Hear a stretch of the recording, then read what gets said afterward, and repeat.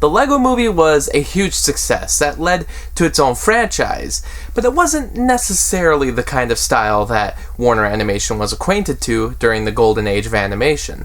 Ever since the failure of Looney Tunes Back in Action, they hadn't really touched upon the classic wit or fast-paced nature of their classic shorts. In 2016, Warner Animation Group released Storks, which in a lot of ways contained what made the golden age so iconic. It had goofy and oddly shaped characters, high-speed action, and lunacy all around. I don't think a lot of people consider this a return to form for the studio, but compared to the epic scope of the Lego Movie, this was a much smaller and simple comedy.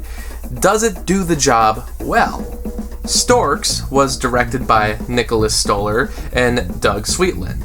Stoller had previously directed Forgetting Sarah Marshall, Get Him to the Greek, and Neighbors plus its sequel. This was the first time he delved into animation, while Sweetland had a long history as an animator at Pixar. During that time, he directed the short Presto, which had a huge Looney Tunes inspiration itself. Afterwards, he went to Sony Animation to create an adaptation of The Familiars, but it was later cancelled, so he ended up at Warner Animation Group to brainstorm some new ideas, which is where Storks came from. Ironically enough, Storks' animation was actually handled by Sony Imageworks, so I guess he ended up making a Sony animation film after all. After years of tradition, the Storks no longer deliver babies to families, but instead work for an Amazon-like company called Cornerstore.com, which sells just about everything you'd ever need. The business is booming, and the last baby, who was never delivered, Tulip, turns 18 years old, meaning she can finally be let off to the human world. However, after a misunderstanding, a young boy, Nate, sends a letter to the Storks asking for a baby brother, which accidentally causes a new baby to be produced. By a machine, not the other way. So it's up to Tulip and a stork named Junior to deliver the baby before management finds out about the mistake. It's certainly a silly plot that takes old nursery rhymes to a modern level. The way they show the Storks' process of delivering is interesting. The setup is adequate, and the character animation is a lot of fun, even if it's a bit familiar. Honestly, it feels like something that would have started out as a short film. It's not like there hadn't been animation shorts in the past that were centered around storks. I mean, even Pixar made their own titled Cloudy. The real test is to see if this can be expanded to a feature-length runtime, and for the most part, it works okay enough. I was only hoping that a lot of the visual gags would work, as it's established early on what kind of humor this would be going for. I enjoy how oblong some of the movements are. Everything has a quick pace, and some of the dialogue is snappy and hilarious. There's enough funny moments here to make it a worthwhile sit. It takes a lot of the sensibilities that made the Lego Movie humorous, while adding a lot of that 1940s animation flavor that we've been missing with modern films. The standout moments are with the wolves, which includes the leaders played by Keegan-Michael Key and Jordan Peele. Their entire wolf pack has the ability to morph into things like boats and submarines, and they really take advantage of every visual cue I'm sure they could think of.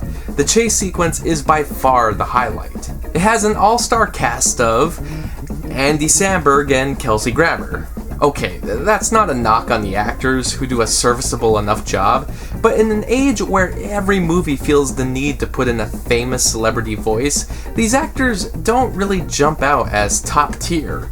Maybe they hired them because they were actually impressed by their work, but it feels like an attempt to do the celebrity marketing shtick while not actually having cash-grabbing celebrities.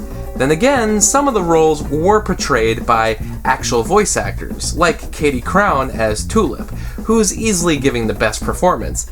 Then again, we have Stephen Kramer Glickman as this pigeon, and it pretty much checkmarks everything that can go wrong with an animated character.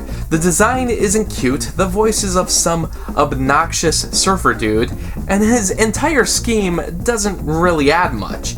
He wants to betray Junior so he can be considered for the management position, which is, such a compelling narrative, isn't it? Don't you love the inner conflicts of the office workplace hierarchy? I'm not saying an animated film with birds can't be about chasing a management position, but it really makes everything much less fantastical or out of this world. The cornerstore.com plot points don't really help to make this any less of a corporate cash grab that's trying to reach every popular kids movie trope. The story is honestly my biggest issue because I don't feel invested with the character motivations. Junior wants to become the boss and goes to great lengths to prove himself and hide the baby. And over time, he comes to love the child as they become a bit of a family unit. Tulip and Junior even have a few funny gags playing up the stereotypes of new parents. Nevertheless, when did we even learn about this flaw? There doesn't seem to be any reason for his fear of babies or his complications with having a family or friends.